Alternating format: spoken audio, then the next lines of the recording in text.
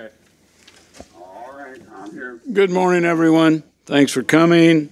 I'd like to welcome you all to this Tuesday, July 17th full meeting of the Mclean County Board.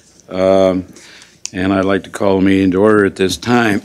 Pursuant to Section 20-20C2A of the Mclean County Code, Member George Wendt has requested to attend and participate in this meeting remotely. Proper notice was received in accordance with our board rules by him. Is there any objection to Member George Wendt attending and participating remotely at this time? With no objection, I deem his request to attend and participate approved, and we'll move on. Mr. Wendt, good morning. George, can you hear me? Good morning. Thank you. We are ready to go. Will you please rise for the invocation by Member Casely? Almighty and most gracious Father, we pray for peace in the world. We pray for our president and for the leaders of all nations and for all those in authority. We pray for seasonable weather and for an abundance of fruits of the earth. We pray for the good earth which you gave us most graciously, and pray for that we will have wisdom and will to conserve it. We pray for those among us who are suffering. We pray for traveling mercies for all who are traveling this summer season. May they enjoy relaxation and enjoyment in exploration of other parts of the world and safely return to their homes. We pray for one of our own members, George Wendt, who is entering the hospital at the University of Chicago, and grant that his treatment may bring him good health and speedy recovery. We pray for wisdom as we go about conducting the business of McLean County, that all who reside in our county may be benefited by our decisions here today. Lord, in your mercy, hear our prayers. Amen. Amen. I pledge allegiance to the flag of the United States of America and to the republic for which it stands, one nation, under God, indivisible, with liberty and justice for all.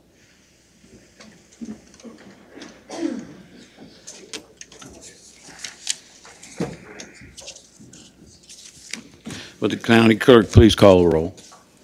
Catherine Metzger. Present. Scott Murphy. Eric Rankin. Present. Carla Robustelli. Absent. Susan Schaefer. Here. Ryan Scritchlow. Here. Paul Segabiano. Here. David Seltzer. Here. James Soldner. Here. George Wendt. Present. Lori Wolreb. Here. Josh Barnett. Present. Jacob Beard. Present. William Casely. Present. Don Cavallini. Here. Chuck Erickson. Here. George Gordon. Absent. Randall Martin. Here. Mark Johnson. Here. John McIntyre. Here. We have 18 members present and 2 absent. We do have a quorum, and we'll move on our agenda. We have no appearances by members of the public or county employees today to speak. Item number 6, a consent agenda. You have it before you. What say you? Move to be approved as presented. Motion by Member Segoviano, second by Member Casely to approve the consent agenda. Any comments, questions, or discussion? We have a 2/3 requirement on transfer ordinances.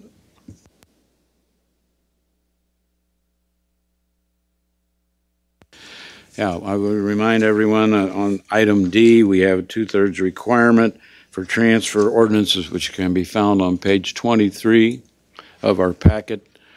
Is there anyone that has a dissenting vote? If not, all in favor of approving the consent agenda, please say aye. Aye. Opposed? Motion is carried. We have no dissenting votes. Okay. We'll move on to the report of the standing committees today. Executive Committee Vice Chairman, Member Soldner. Thank you, Mr. Chairman. The Executive Committee has a number of items for action today. First one is 7A1A, resolution authorizing electoral authorities in McLean County to submit a public question regarding term limits for political office. I so move. Motion by Member Soldner, second by Member Johnson. Comments or questions? Member Rankin. Thank you, Mr. Chairman. I'd like to make an amendment to include the wording, should the members of the Illinois General Assembly and statewide elected office officials be subject to term limits, I'd like to amend that to state that should members of all elected office in the state of Illinois be subject to term limits, striking Illinois General Assembly and statewide elected offices. There's a motion to amend by Member Rankin to include all members of elected office in the state. Is that correct? Yes, sir. Okay. Is there a second? Second by Member Johnson. Comments or questions? Would you like to comment on that? I would. Thank you, sir. I think that if we are going to place a question on the on a referendum ballot, I think it's the height of hypocrisy for a group of elected officials to attempt to limit terms if we're saying that it's good for the state but not good for us. I think that we should be in accordance with the same rules. And one of the problems that I think term limits have is that in certain states, certain people have them. You have a president that has them, but a Congress that doesn't. I think that we should be consistent. If, in fact, we're going to have term limits, then we should have term limits for everybody, and it should include this body as well. Now, I will like to state, prior to getting to this, I will not be supporting any term limits of any sort, but I will be making this motion. If we are going to have them, then we should have them equally and not just for statewide elected offices. Okay, thank you. Other comments or questions? Member Solner. Thank you, Mr. Chairman.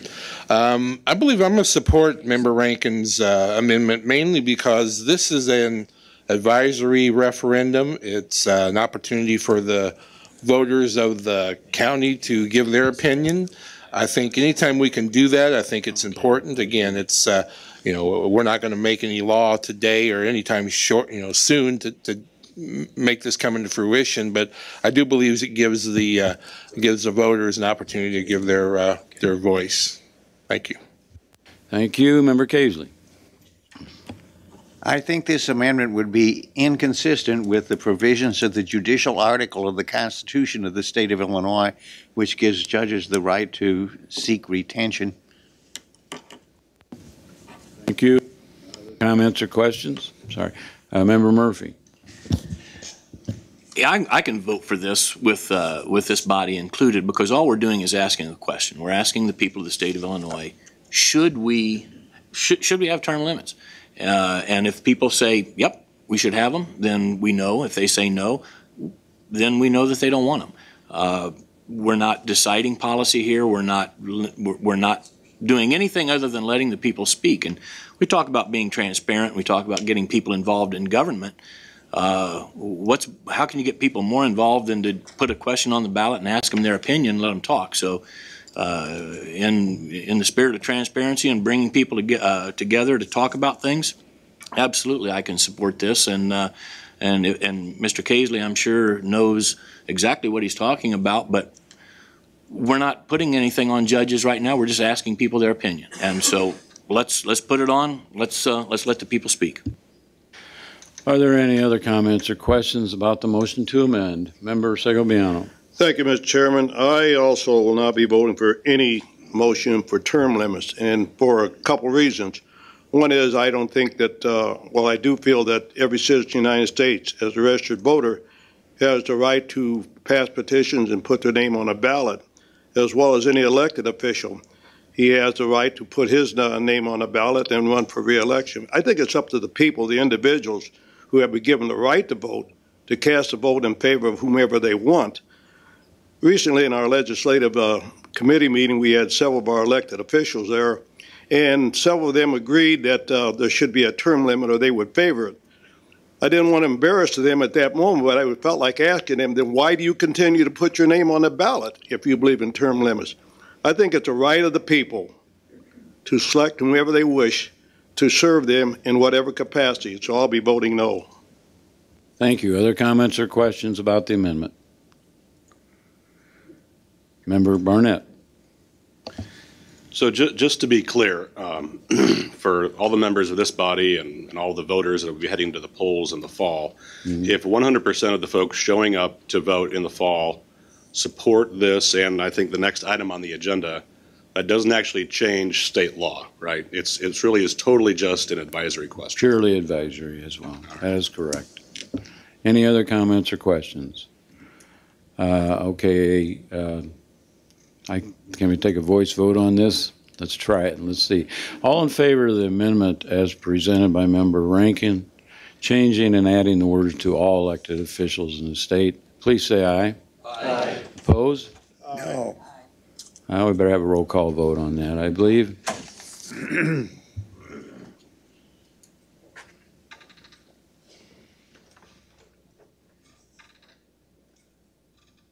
Now, this is to approve the amendment to the motion in your packet. Thank you. Catherine Metzger, Yes. Scott Murphy, Yes. Eric Rankin, Yes. Susan Schaefer, No. Ryan Scritchlow, Yes. Paul Segabiano, No. David Seltzer, Yes. James Solner, Yes. George Wendt. George, can you hear us? No.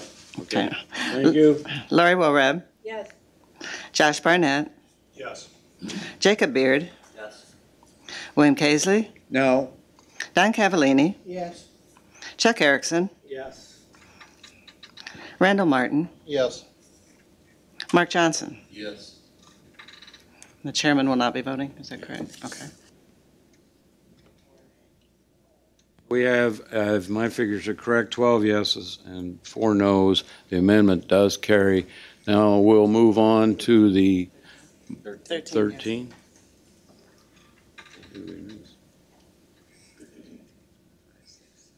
Okay. All right, 13 yeses, 4 noes. We'll move on now to the motion as amended. All in favor of the motion as amended, please say aye. Aye. Okay, thank you again. Thank you, Mr. Chairman. Now, this is going to be one of those situations that if you remember the 2004 elections, where I'm going to, I voted for it before I voted against it. I hate term limits. For those of you that were at the County Board Executive Committee meeting, you can attest to my displeasure for them. I'm going to do my best to stay as brief as I can, which coming from a politician and a professor, you know that you should probably buckle up for a half hour. I'm going to give you 5 different reasons why it is that I think that term limits are not an effective solution to a political problem. 1, it takes power away from voters. Perhaps the most obvious consequences of establishing term limits is that it would severely curtail the choice of voters. I'm in agreement with Member Segobiano. Fundamental principle to our system of government is that voters get to choose their representatives. Voter choices are restricted when a candidate is barred from being on the ballot. I don't want to pretend that the idea of a term limit isn't a rational thought. I understand the reason why, and I can understand why people believe in them. But I don't believe in taking power away from voters. 2, it also severely decreases our capacity. Policymaking is a profession in and of itself. What it is that we do here does take a level of experience. Our system has members that create solutions, specifically this board, to pressing fiduciary problems, and often no simple answers or huge likelihoods for unintended consequences. Crafting proposals is a learned skill. There's not a single member of this board that has come in here and knew everything from day one. It's something that you achieve the longer it is that you're on this board. As in other professions, experience matters. The public is not best served if inexperienced members are making policy choices with widespread and lasting effects. Take, for instance, a legendary story from Judge Casely about the most minute detail of the judicial circuit, or a polite lesson in decorum and parliamentary procedure from Dr. Gordon, or a legendary dissent about just about everything from Member Wendt and his decades of governmental experience, or every consequential county decision that has been made since the Nixon administration from Member Segobiano. Those experiences have guided and shaped my 10 years on the board. I have learned from them, and I needed them to be a part of my solution. Being on the job allows members an opportunity to learn and navigate the labyrinth of rules and precedents and procedures that are unique to each board, and term limits would result in a large swath of lawmakers forfeiting their hard-earned experience while simultaneously requiring that new members make up for the training and legislative acumen that was just forced out the door. But even with new term limits, which people assume, if we have a term limit, then now we have this solution. We're not going to have these problems anymore. New members would still likely defer to the more experienced members. It has always happened and has always been that way on this board as well. Even those with just 1 or 2 terms of service who are further along the political learning curve, who have amassed some level of institutional clout. Much as we see today, this deference would effectively consolidate power in members that have experience and have the art of making laws. It would create a still present establishment. Even in instances where staffers rather than members or county board administrators lead the charge in crafting policies, it's the member-to-member interactions that often solidify a measure's final details. I'll give you an example. Years ago when we were told, we can't move the animal shelter into the county administrator's office, there was a ton of pushback to that. And how did that get done? It was because member Erickson and myself worked together with Sonny O'Connor to make that happen. Term limits would severely hamper the opportunity for these necessary relationships to develop.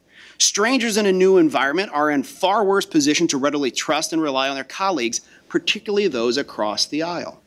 Number 3, limit incentives for gaining policy experience. This one is one that I see as imposing a tremendous brain drain on the institution. We rely on our people with experience and those expertise, right? When it comes time to anything dealing with the judicial climate, we oftentimes defer to our friends on the board, such as Judge Casely or Member Erickson, who have extensive judicial experience. If you're talking about financial issues, you're talking about Member Selzer, who's had a life working in the financial sector. We rely upon these individuals and their experiences. Number 4, automatically, we try and boot out effective lawmakers. Believe it or not, there are some people that are serving in public office that are really good at their damn job. And why would we create some arbitrary number to kick them out of office? You've hit your magic 8 years or 12 years, and now you're no longer effective. Well, that's not true. What if you have a person who's fantastic, who's been there for 12 years, is a thoughtful member that crafts wonderful policy, and now your decision is let's get rid of them simply because they've met some magical number? That's not a way to run a government. Kicking out popular and competent lawmakers simply because their time runs out is a bad return on the investment of time spent learning and mastering the ins and outs of our policymaking. And finally, it will do little to minimize corrupt behavior. Oftentimes, people that tout term limits, they say, this is how we limit and or even get rid of corruption. In most states where political scientists have done research in the area of term limits, we have found that it's actually caused more problems. Because lawmakers in states with term limits, in one 2006 study, they found an increase of deference to agencies and bureaucrats and executives with their respective states and counties. And I probably assume that nobody on this board is interested in handing more of the decision-making policies or processes to our unelected agencies and bureaucrats. Chairman McIntyre struggles to appoint people to office. And there's a reason so few people run. Why? Because not a lot of people want to do this job, period. And all of you understand that. It is difficult. It pays next to nothing. You have downright evil things said about you by the tinfoil hat wearing pantograph comment posters and on local blogs. People that do this job don't do it because of ego, and if you do, you have a very bizarre ego. People do this job because we care about our community. We do this because we think we have something to offer, and we do this because we trust that voters will show us the door when we have outlived our usefulness, or if we fail to work hard for votes. I have heard many state and local politicians argue for term limits while not exercising their own deference. I stand before the electorate when I run for office every 2 years. That's a term limit, Dan Brady said. The reality is, if you do your job and the people vote for you, I think that's an endorsement of what you're doing. With term limits, I don't know that it's doing anything more than insulting the intelligence of the electorate. That's what I think about term limits. That from Dan Brady. Bill Brady said in 2014 when he was running for governor, He's quite amenable to term limits or the entire General Assembly, but he believes it's not realistic to put term limits on just legislative leaders. He said this in 2014 as he now approaches the end of his 16th year in the Senate, preceded by 8 years in the House.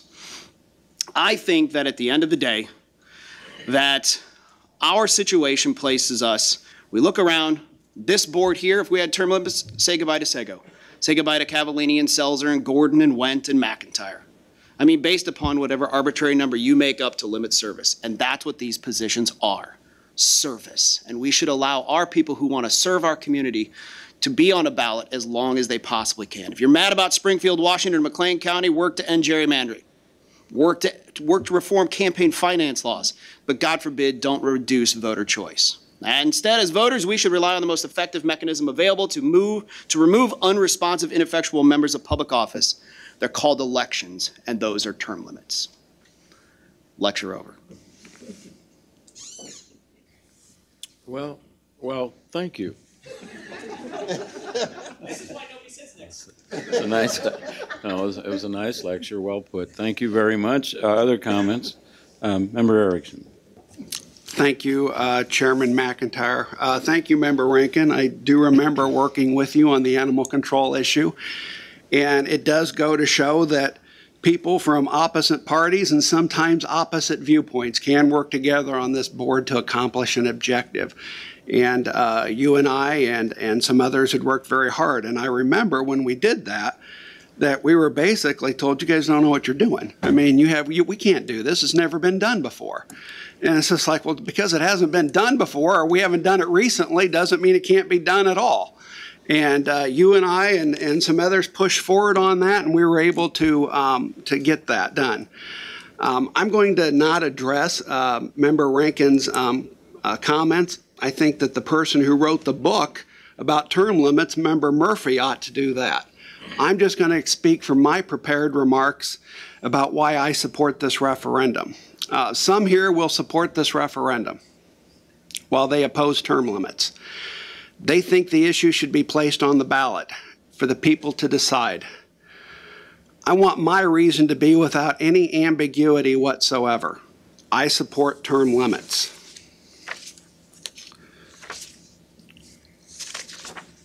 Nothing we do here today stops or prevents anyone in opposition to write editorials, to even use some of the points that Member Rankin brought forth, to go on the airwaves, or write their state legislators as to their opinion.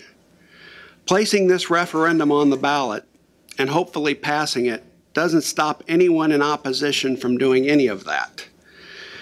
The reason I want to place this referendum on the ballot is to get this idea out into a serious public debate, not an academic discussion. To take it out of the halls of academia and place it into the halls of the Illinois Capitol, the General Assembly, or has been amended today to place it in this room as well. To send a message to our legislators and to the rest of Springfield, it's time to start talking about term limits in a serious way. This referendum doesn't presuppose how the General Assembly will act. No one can predict that. But it will allow the citizens of McLean County to express their collective view. And the citizens of McLean County should be allowed the right to do so. It is time to have the idea of term limits taken seriously in Springfield and in Bloomington and in McLean County. If our referendum is nothing more than a nudge, and I mean that, if it's nothing more than a gentle elbow from our citizens to start Springfield seriously talking about term limits, then by all means I will vote in favor of it.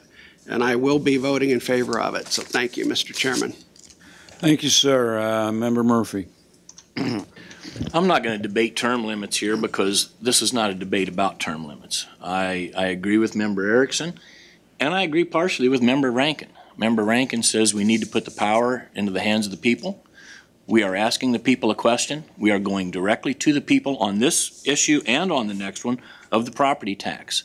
So we're not passing term limits. I'll be voting to put the question of the property tax on the ballot as well to let the people speak, but I am very much against the property tax.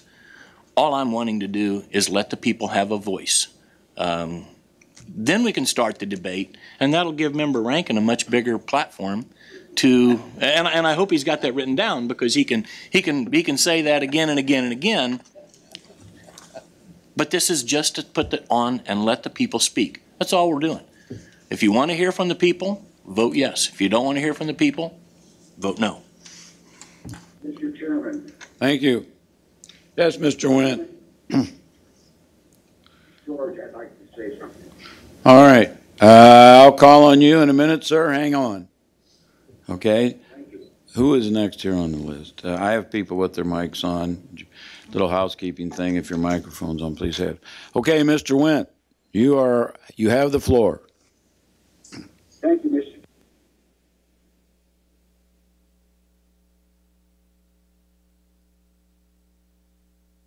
Because I think the people should have the voice to give us their opinion on what they would like to have done.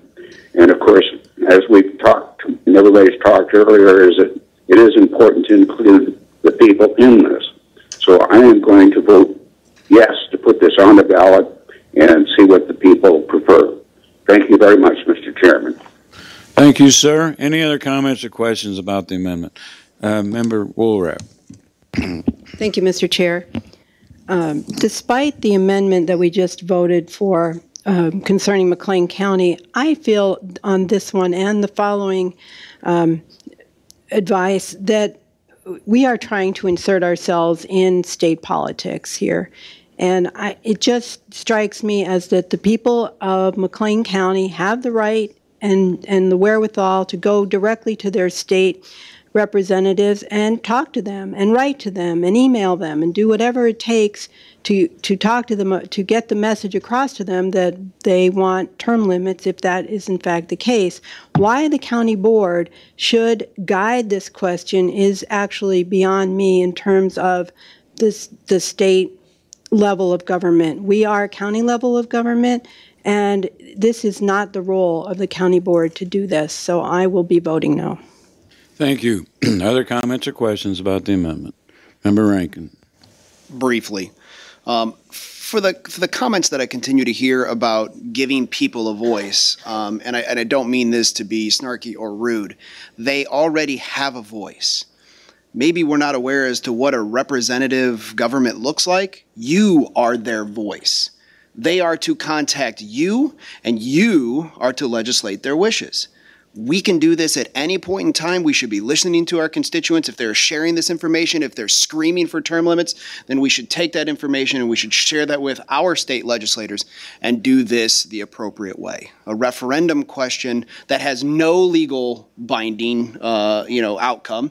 If 100% of McLean County says it, do you think that that's actually going to push the state government to enact term limits? Really? Because the states have already done the state has done such a fantastic job of listening to counties. It's just going to be one more thing for them to ignore. But if you want to put it on there, I understand. But I will tell you that the outcome of it is not what we're expecting. This is a representative democracy. Our people have a voice, and you are that voice. Thank you. Any other comments? If none, my compliments to all of you. That was an excellent debate. Appreciate that very much. And now we have the question to call on the floor on the amendment. The motion as amended. It is motion A1A. Are there any questions about that and how it is worded? If we are okay, then we will take a roll. Yes, Member Barnett. Mr. Chairman, could you read it back as amended? We can do that. I'm going to call on Ms. Woods to do that, please.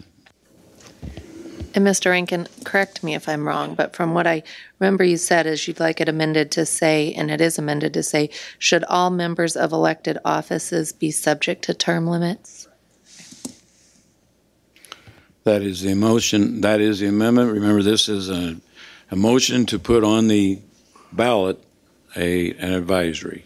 Okay. Any other comments? Mr. Chairman, point of information. Yes, point sir. of information. All elected officials, does that take in all elected department heads? Is that what it includes? The sheriff, the county clerk, state's attorney, all of them? Thank you. Okay. Anybody else? Member Erickson, last comment, and then we're going to take a vote. Thank you. We just read it back to you. We can do it again if you'd like.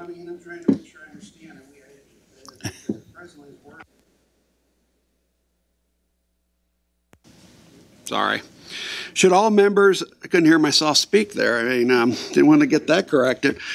Should members of the Illinois General Assembly and statewide elected officials, is it going to say, or should, I thought he said that should members of the Illinois General Assembly and all statewide elected offices be subject to term limits? I thought that's what the amendment was.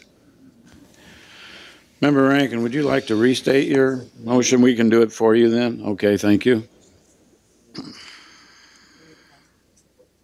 Just read it back. Yeah. Should all members of elected offices be subject to term limits is what it's been amended to. Point of order, I believe it said all members in Illinois. So it did not include federal, at least that's what the amendment was. Thank you. Just as Where's Member Gordon when we need him? Okay. Any other comments? If not, we'll take a roll call vote on this. Member Casely. I'd like to propose a friendly amendment rather than members, say holders of public office, since it is apparently the intention to take executive officers and judicial officers as well. We okay with that as well? Going to change the word members to holders of public office. Yes. So it's been amended to say, should all holders of elected offices in Illinois be subject to term limits? Okay, we're going to take a roll call vote on this. Clerk, please call the roll. Catherine Metzger? Yes. Scott Murphy? Yes. Eric Rankin? No. Susan Schaefer? No. Ryan Scritchlow? Yes. Paul Segabiano? No.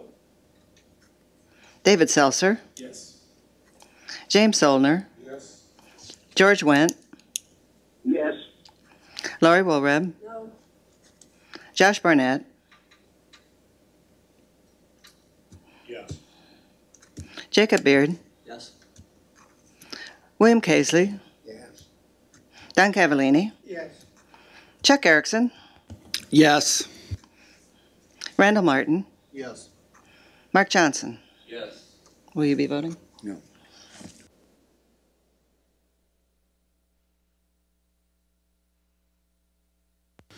I have 13 yeses, 4 noes. The motion as amended does carry, and we will move on. Member Solar. Thank you, Mr. Chairman. The next item is 7A 1B, resolution authorizing electoral authorities in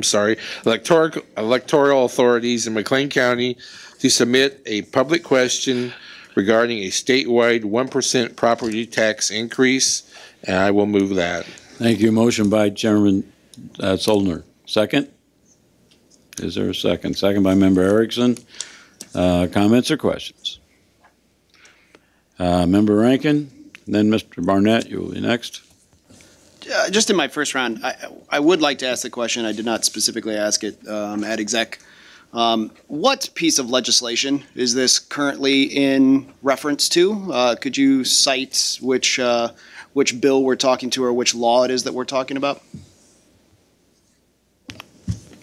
Member Solon. Thank you, Mr. Chairman. There is an actual piece of legislation in Springfield now. What this came from was the Chicago Federal Reserve Board, and their infinite wisdom recommended this as a possible way of correcting the Illinois pension problem. So at this point, there isn't any actual legislation. This is just, again, in my mind, to be a little proactive to let voters decide, or at least let voters make legislators aware that they're not willing to submit to any more property taxes, especially enacted by the state, who has not done a good job of dealing with our money in the past. Thank you. Thank you. I'll allow you to respond to that. You still have the floor. This is your first round. Thank you, sir. And so that tends to be my problem, is that we're asking a question about something that doesn't actually exist. Maybe we can think of another 50 or 60 questions about things that don't actually exist that we'd like to get people's feedback on. Seems to be a little silly to start asking voters to weigh in on something that isn't even a reality. I understand the logic, and I appreciate Member Soldner. I too, I pay property taxes. I am none too pleased at the size of my property tax bill. In talking to my constituents, I'd say that's a pretty consistent theme when you talk to voters. But this is confusing as hell. This doesn't get us to where we need to be. This does nothing. Again, these advisory questions, we're gonna turn around. Somebody's gonna ask me like, well, there's a new property tax to pay down pension obligations, and my answer is, well, no, not really. So why is this question being asked? I'm like, well, they're thinking about it.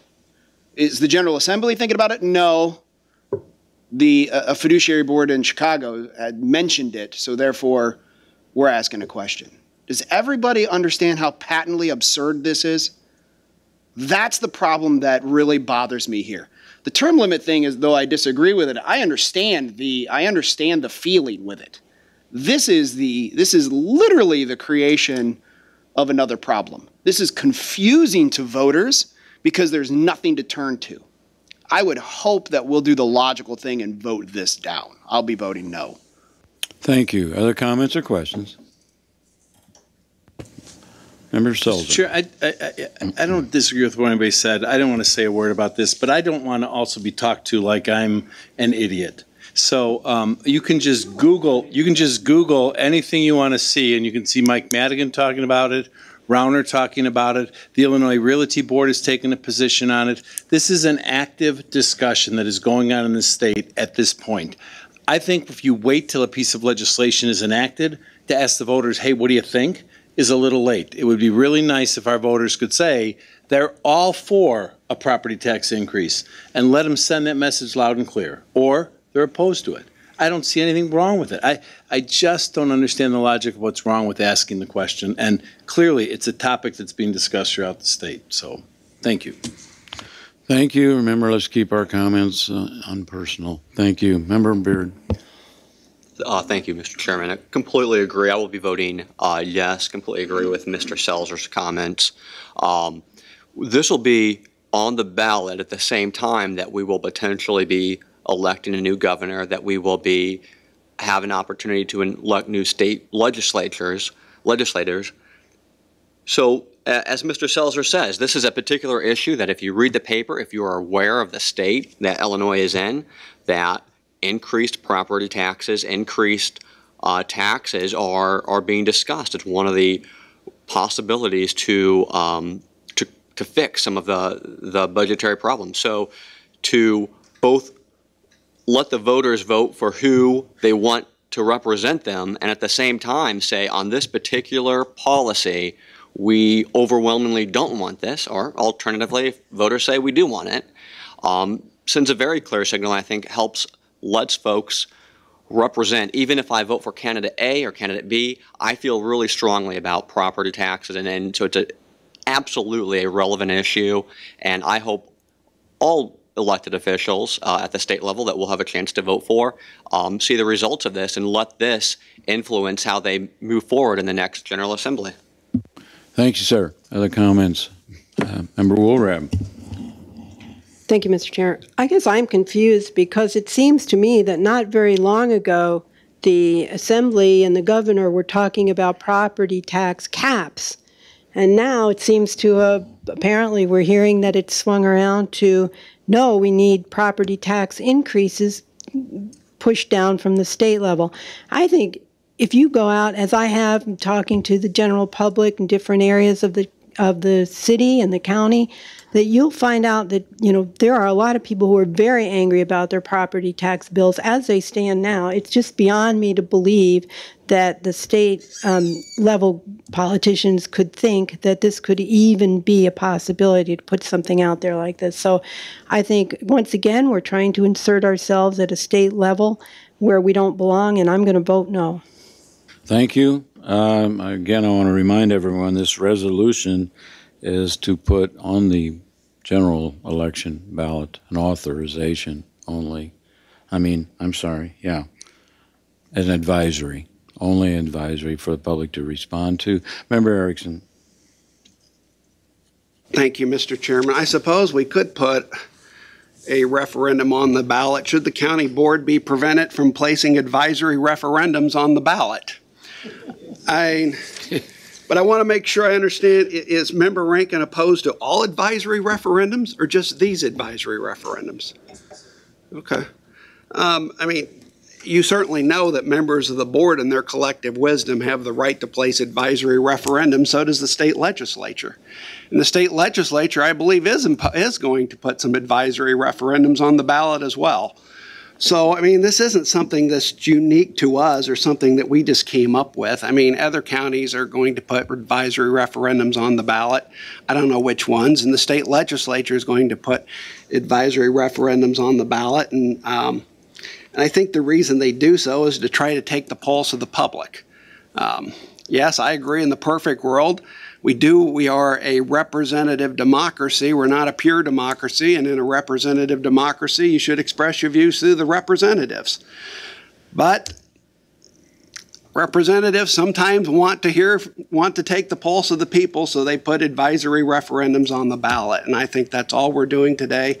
And like I said in my first comments, I don't know how much this is going to influence Springfield, but like I said, if it's just a gentle nudge from Mclean County saying, hey, here's what we think about this, then by all means I would support it. So thank you. Thank you. Are there any other comments or questions? Member Johnson. Well, I do a little work down in Springfield, and I thought that while I was down there, I heard that there were some efforts to put something together, and Representative Sauer from the Lake Barrington area has put together House Resolution 1072, which would call on the Illinois General Assembly to oppose any legislation that would be a proposal to enact a statewide property tax. So there are things going on down there. I know that it isn't legislation, but I know that Member Rankin was asking about that specifically. But there is a House resolution that is being put together to oppose something like this. Thank you. Other comments or questions? Anyone else? Let's go to round two here if there are no other ones. One last comment for you, sir? Yes, sir.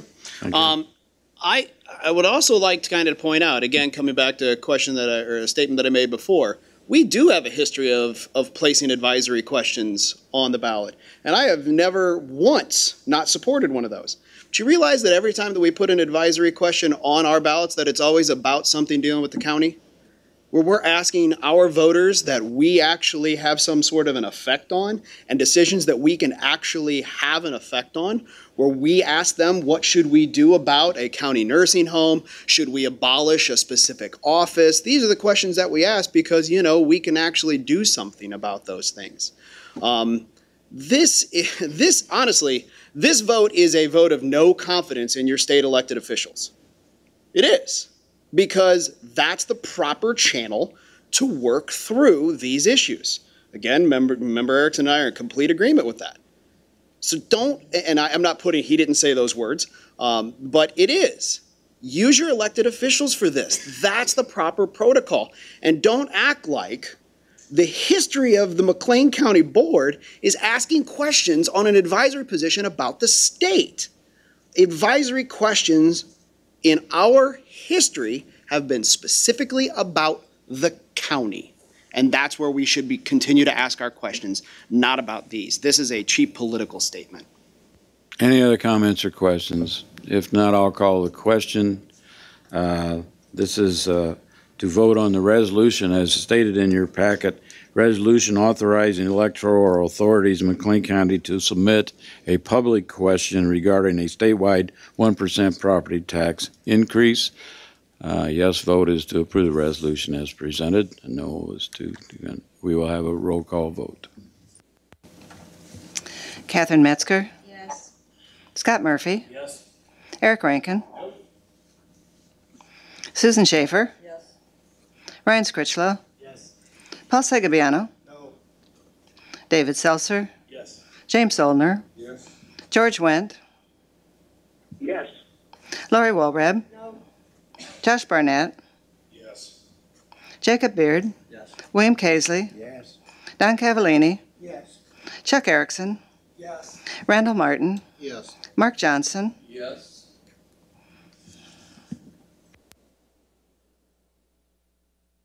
14 yeses and 3 noes, and the motion carries. We will move on. Vice Chairman Solner. Thank you, Mr. Chairman. The third item is 7A1C, request approval of an amendment to Chapter 20 of the Mclean County Code. Mclean County Board rules came from the Rules Subcommittee, and I would make that motion. Motion by Member Solner, second by Member Cavallini. Comments or questions? If none, all in favor of the resolution as presented, please say aye. Aye. Opposed? The motion has carried. All right. Next item is 7A1D, request approval of an emergency appropriation ordinance, amending the McLean County fiscal year 2018 combined annual appropriation and budget ordinance in the general fund, and it requires a 2/3 vote. I so move. Motion by Member Solner. Is there a second? Second by Member Selzer. Comments or questions? If none, all in favor of the resolution as presented, please say aye. This is a 2/3 vote. Aye. Opposed? Aye. We have one no vote. Is that correct? Or is that You vote aye. all right. Motion has carried. Are there any dissenting votes to be recorded? If not, the motion is carried unanimously. That's all we have today. Our general report can be found on pages 3 and 11 of the unapproved minutes. Thank you, sir. We'll move on to the Property Committee report. Chairman Segoviano. Thank you, Mr. Chairman. I'll try to be brief. We have one item for action, and that is B1A, request approval for emergency appropriation ordinance amending McLean County fiscal year 2018 combined annual appropriation budget ordinance for the facility department. And Mr. Chairman, that pertains to phone equipment for the addition to the Law and Justice Center in the amount of $6,576. That was paid for by Information Technology, but they were reimbursed by Public Building Commission, so I move for that. Thank you, sir. Is there a second? Second by Member Scritchlow. Any other comments or questions? All in favor of this motion, please say aye. Aye. Opposed? The motion has carried. Are there any dissenting votes to be recorded? If none, the motion has carried unanimously. That was a 2/3 vote. Yes. Unapproved minutes can be found on pages 50 and 52, and I have nothing else to report, Mr. Chairman. Thank you very much. We'll move on to the report of the Justice Committee in the absence of Chairman Gordon and in place of Vice Chairman Wendt, who is on the road with us remotely. I'm going to ask the next senior member of the committee, Susan Schaefer, to give this report, please. Thank you, Mr. Chairman. The Justice Committee has 6 items for action today. 7C1A is a request approval of an intergovernmental agreement between the State of Illinois, Illinois Criminal Justice Information Authority, and McLean County on behalf of the McLean County Court Services for the Adult Redeploy Program, and I so move. Motion by Member Schaefer, second by Member Casely. Comments or questions? If none, all in favor, please say aye. Aye. Opposed? Motion has carried. C1B is request approval and intergovernmental agreement between McLean County Sheriff's Department and the Illinois Department of Revenue for an alcoholic liquor enforcement pilot program, and I so move. Motion by Member Schaefer, second by Member Martin. Comments or questions? Member Woolrap. Thank you, Mr. Chair. I was just wondering if we could get just a brief overview of seeing this as a new program, just a little description of what its intention is and whether or not it's taking any activities from the county or it's in putting new procedures in place. All right, thank you. So, Mr. Wilson. unless the sheriff wants to clarify for me, this is not a new program. This is an ongoing program. This is the second year of the pilot program for the process. So policies and procedures are already in place to administer this program. It's been ongoing for about a year. Is that correct?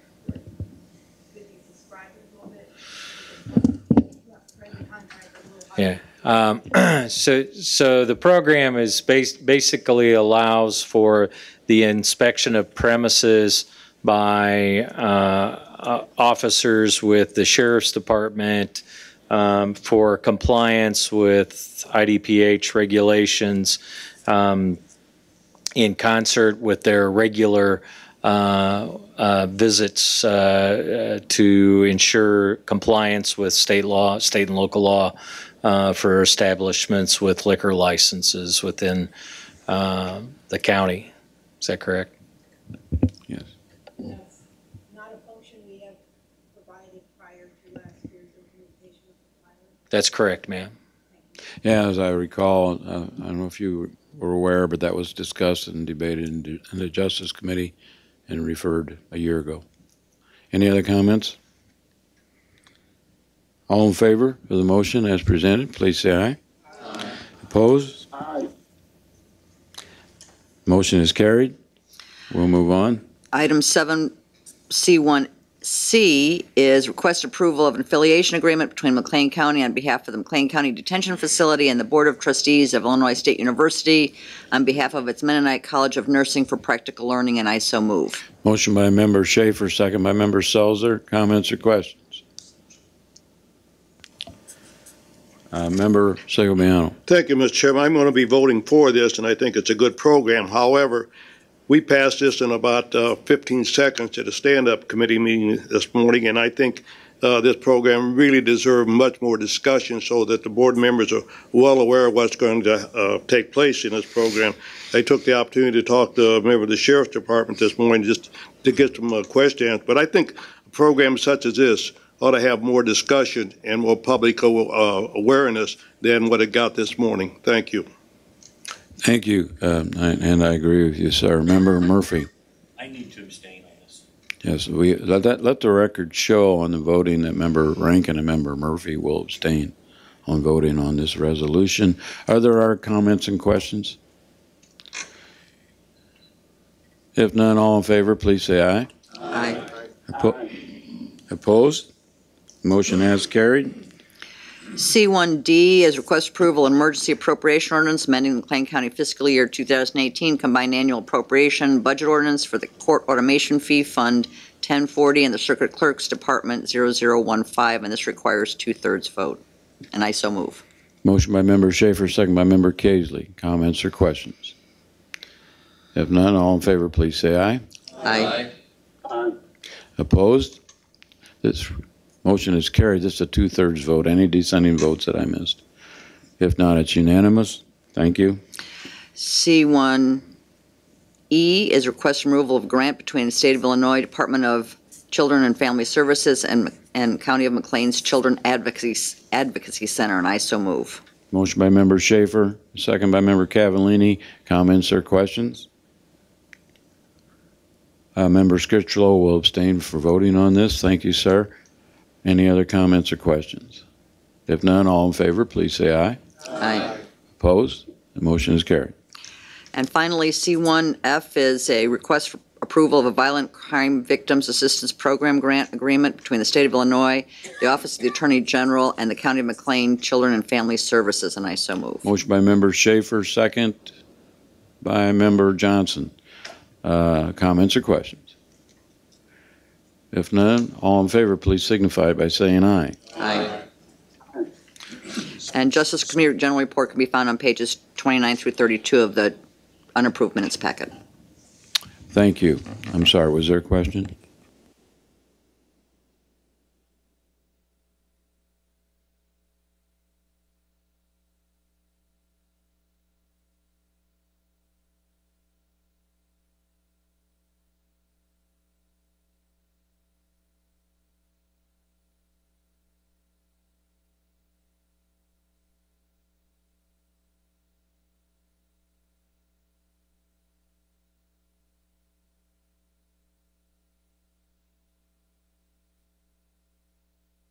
All right, thank you, Member Schaefer. We'll move on to the Finance Committee. Chairman Selzer.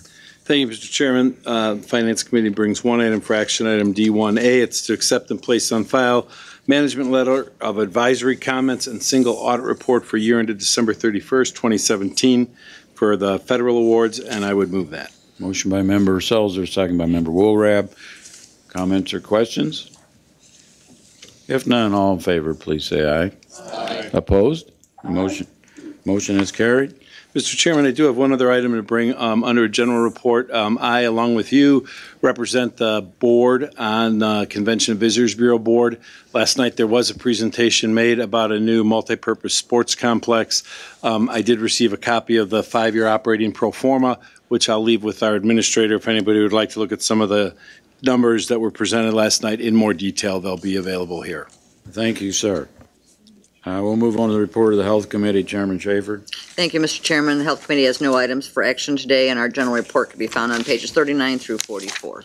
Thank you. We'll move on to the report of the Land Use and Development Committee. Chairman Erickson. Thank you, Mr. Chairman. The Land Use and Development Committee brings one item for action. Item F1A, request by the McLean County Solid Waste Management Technical Committee to approve an electronic waste recycling intergovernmental agreement between the City of Bloomington, Town of Normal, and McLean County and the Ecology Action Center. And I so move. Motion by Member Erickson, second by Member Segoviano. Comments or questions? If none, all in favor, please say aye. Aye. Opposed? Aye. Motion is carried. The Land Use and Development Committee has no further items to be presented for action. I think that's what you're waiting for. That is what I'm waiting for. Thank you very much. We'll move on to the Transportation Committee report. Chairman Casely. Thank you, Mr. Chairman. The Transportation Committee brings one item for action today, and that's a request for an intergovernmental agreement with the Village of Colfax prohibiting, allowing the village to prohibit excessive engine braking noise on Harrison Street, which is a county highway, and I move that. Thank you. Motion by Member Casely, second by Member Cavallini. Comments or questions? If none, all in favor, please say aye. Aye. Opposed? Motion has carried. We'll move on to the report of the County Administrator, Mr. Wasson. Thank you, Mr. Chairman. I have no items for action this morning. I would like to remind county board members that the county government picnic is this Thursday at 6 p.m. at Cumlara County Park.